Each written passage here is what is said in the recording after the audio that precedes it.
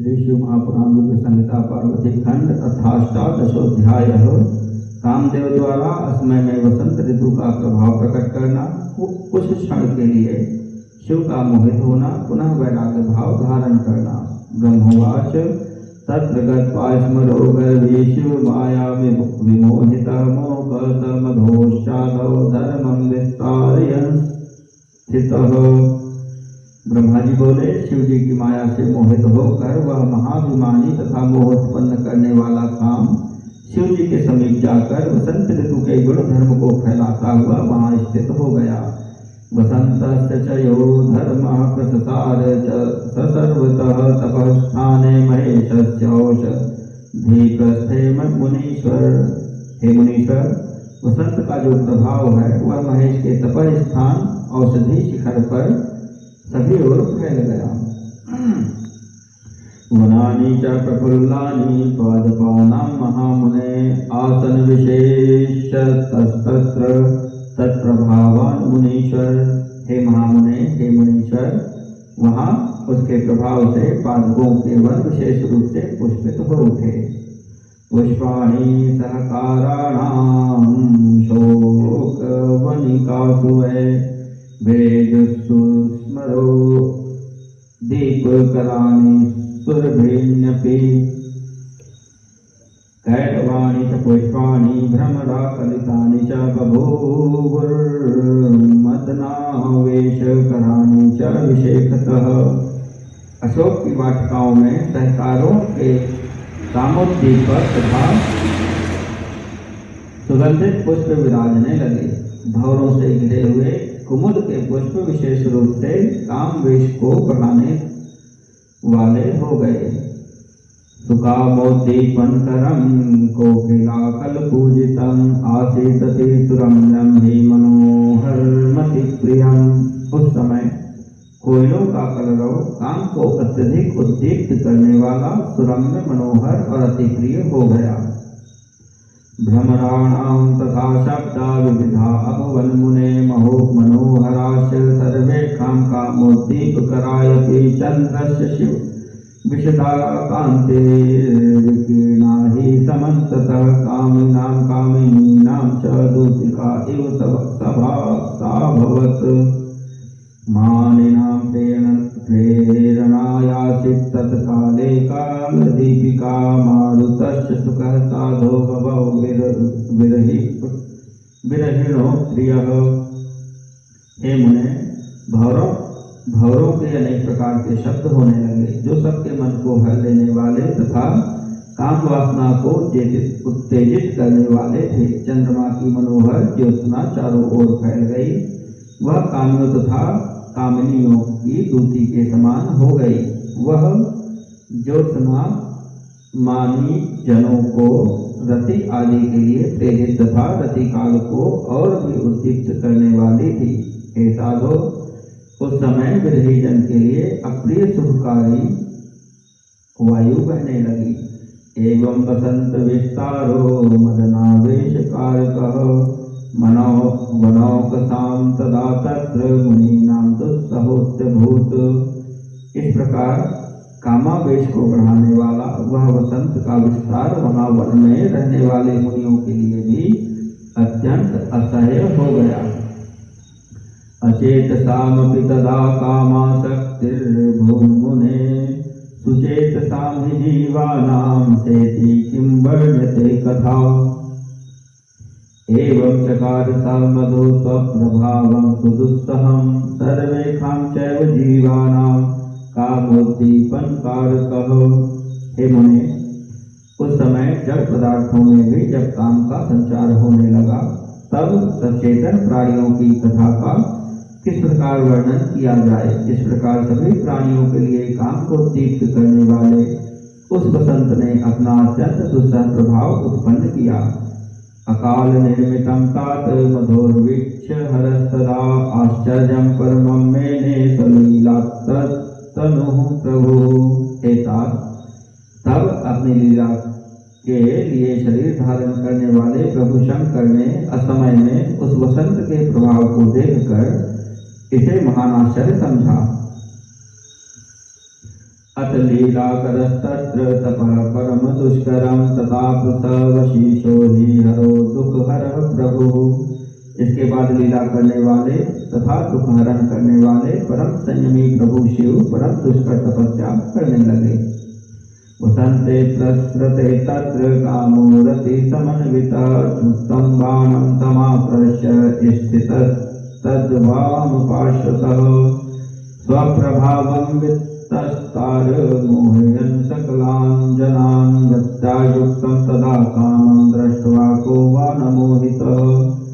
तदनंतर वहां वसंत के ठहर जाने पर रति सहित वह काम आम्र मंजरी का बाण चढ़ाकर उनके बाईं ओर खड़ा हो गया और प्राणियों को मोहित करता हुआ अपना प्रभाव फैलाने लगा। उस समय रति सहित काम को देखकर भला कौन प्राणी मोहित नहीं होता। एवं प्रवृत्त सुरतो भ्रमरूपी गणैः सह हाव भाव युक्तितस्तत्र प्रविवेश हरांतिकम्। इस प्रकार उनके काम क्रीड़ा में प्रवृत्त हो जाने पर श्रृंगार भी हाव भाव से युक्त होकर अपने गणों के साथ शिव जी के समीप पहुंचा। मदन प्रकटस्तत्र न्यवसच्चित्तगो बहिः न दृष्टवांस्तदा शंभोश्चित्रं येन प्रविश्यते। चित्त में निवास करने वाला कामदेव वहां बाहर प्रकट हो गया। उस समय वह शंकर में कोई छिद्र नहीं देख पाया जिससे वह प्रवेश कर सके। यदा यदा चाप्राप्त विवरस्तस्मिन् योगी वरे स्मरः महादेवे तदा सोऽभून् महाभय विमोहितः। तब कामदेव ने उन योगी श्रेष्ठ महादेव में छिद्र नहीं पाया। जब कामदेव ने उन योगी श्रेष्ठ महादेव में छिद्र नहीं पाया तब वह महान भय से विमोहित हो गया। ज्वल ज्वालाग्नि संकाश भाल नेत्र समन्वितं ध्यानस्थं शंकरं को वा समासादयितुं क्षमः। धड़कती हुई ज्वाला वाली अग्नि के समान भाल नेत्र से युक्त ध्यानस्थ शंकर के पास जाने में कौन समर्थ है। एतस्मिन्नन्तरे तत्र सखीभ्यां संयुता शिवा जलाम शिव पूजार्थं नीत्वा पुष्पाण्यनेकशः प्रथेभ्यां यादृशं लोकैः सौन्दर्यं वर्ण्यते महत् तत्सर्वं धिकं तस्यां पार्वत्यामस्ति निश्चितम्। इसी समय पार्वती भी दो सखियों के साथ अनेक प्रकार के पुष्प लेकर शिव जी की पूजा के लिए वहां पहुंच गई। लोग पृथ्वी पर जिन जिन प्रकार के महान सौंदर्य का वर्णन करते हैं वह सब तथा उससे भी अधिक सौंदर्य उन पार्वती जी में है। आर्तवाणी सुपुष्पाणि धृतानि च तया यदा तत्सौन्दर्यं कथं वर्ण्यमपि वर्षशतैरपि। यदा शिव समीपे तु गता सा पर्वतात्मजा तदैव शंकरो ध्यानं त्यक्त्वा क्षणं वस्थितः। उन्होंने ऋतुकालीन सुंदर पुष्पों को धारण किया था। उनकी सुंदरता का वर्णन सैकड़ों वर्षों में भी कैसे किया जा सकता है। जिस समय वे पार्वती शिव जी के समीप पहुंची उस समय शिव जी क्षण भर के लिए ध्यान त्याग कर अवस्थित हो गए। तत्क्षेत्रं प्राप्त मदनः प्रथमं हर्षणेन तो बाणेन हर्षयामास पार्श्वस्थं चंद्रशेखरम्। उस क्षेत्र को पाकर काम ने पहले अपने हर्षण नामक बाण से समीपस्थ शंकर को हर्षित कर दिया।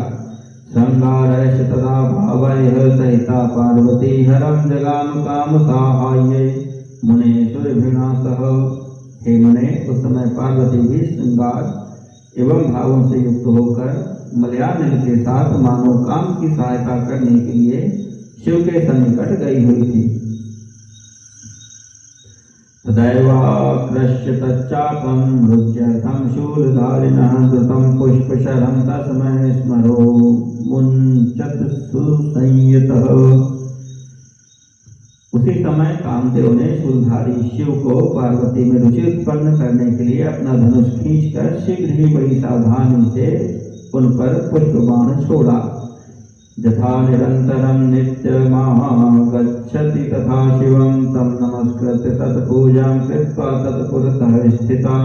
जिस प्रकार पार्वती नित्य निरंतर शिव जी के पास आती थी उसी प्रकार आकर उन्हें प्रणाम करके उनकी पूजा कर वे उनके सामने खड़ी हो गईं। सा दृष्टा पार्वती तत्र प्रभुना ऋषेण हि विप्रणवती तदांगानि स्त्री स्वभावात् सुलज्जया। उस समय प्रभु शंकर ने स्त्री स्वभाव व सुलज्जा के कारण अपने अंगों को ढकती हुई पार्वती को वहां देखा। सुसंस्मृत वरम तस्याविधिदत्तं पुरा प्रभु शिवोऽपि वर्णयामास तदंगानि मुदा मुने। हे मुने, पूर्व समय में पार्वती को ब्रह्मा के द्वारा दिए गए वरदान का भली भांति स्मरण करके प्रभु शिव भी प्रसन्नता पूर्वक उनके अंगों का वर्णन करने लगे। शिववाच किं मुखं किं शशांकश्च किं नेत्रे चोत्पले च किं भ्रकुट्यधनुषी चैते कंदर्पस्य महात्मनः अधरा किं च बिंबं किं नासात् शुकचंचुका किं सरः कोकिलालापः किं मध्यम चाथ वेदिका। शिव जी बोले, यह मुख है या चंद्रमा, ये नेत्र हैं अथवा दो कमल, और ये दोनों भक्ति हैं या महात्मा कामदेव के धनुष, यह अधर है अथवा बिंब फल या नासिका है या तोते की चोंच है, यह स्वर है या कोकिल की मनोहर कूक है, और यह मध्य भाग कमल है या वेदी है। किं गतिर्वर्ण्यते ह्यस्याः किं रूपं वर्ण्यते मुहुः पुष्पाणि किं च वर्ण्यन्ते वस्त्राणि च तथा पुनः। इसकी चाल का क्या वर्णन किया जाए, इसके रूप का क्या वर्णन किया जाए, और इसके पुष्पों तथा वस्त्रों का भी क्या वर्णन किया जाए। लालित्यं चारु यत् सृष्टौ तदेकत्र विनिर्मितं सर्वथा रमणीयानि सर्वांगानि न संशयः। सृष्टि में जितनी उत्तम सुंदरता है वह एकत्रित कर इसमें रच दी गई है। इसके सभी अंग सब प्रकार से रमणीय हैं, इसमें संदेह नहीं है। अहो धन्यतरा चेयं पार्वत्यद्भुत रूपिणी एतत् समान त्रैलोक्ये नारी कापि स्वरूपिणी सुलावण्य निधिश्चेयं मद्भुतांगानि बिभ्रति विमोहिनी मुनीनां च महासुख विवर्धिनी। अहो अद्भुत रूप वाली यह पार्वती धन्य है, तीनों लोकों में इसके समान सुंदर रूप वाली कोई भी स्त्री नहीं है। अद्भुत अंगों को धारण करने वाली यह लावण्य की निधि है, यह मुनियों को भी मोहने वाली और महासुख को बढ़ाने वाली है। ब्रह्मोवाच इत्येवं वर्णयित्वा तु तदंगानि मुहुर्मुहुः विदिदत्तवराभ्यासाद्धरस्तु विरामः हस्तं वस्त्रान्तरे यावद् चालयत शंकरः स्त्री स्वभावाच्च सा तत्र लज्जिता दूरतो गता। ब्रह्मा जी बोले, इस प्रकार बार बार उनके अंगों का वर्णन करके शिव जी ब्रह्मा को दिए गए वरदान का स्मरण कर मौन हो गए। उस समय जब भी शंकर जी ने उनके वस्त्रों का स्पर्श किया, वे पार्वती स्त्री स्वभाव के कारण लज्जित होकर कुछ दूर चली गई। विगणपति निजांगानि पश्यन्ति च मुहुर्मुहुः सुवीक्षणैर्महामासो दात सुस्मिता भूत शिवा मुने। हे मुने, अपने अंगों को छिपाती हुई तथा तीक्ष्ण कटाक्षों से बार बार शिव जी की ओर देखती हुई वे शिवा महामोद के कारण मुस्कुराने लगी। एवं चेष्टां तथा दृष्ट्वा शंभुर्मोहमुपागतः उवाच वचनं चैवं महालीलो महेश्वरः अस्यादर्शनमात्रेण महानन्दो भवत्यलं यदा लिङ्गन्मे तस्याः कुर्यां किन्तु ततः सुखं क्षणमात्रं विचार्येत्थं सम्पूज्य गिरिजां ततः प्रबुद्धः स महायोगी सुविरक्तो जगाविति।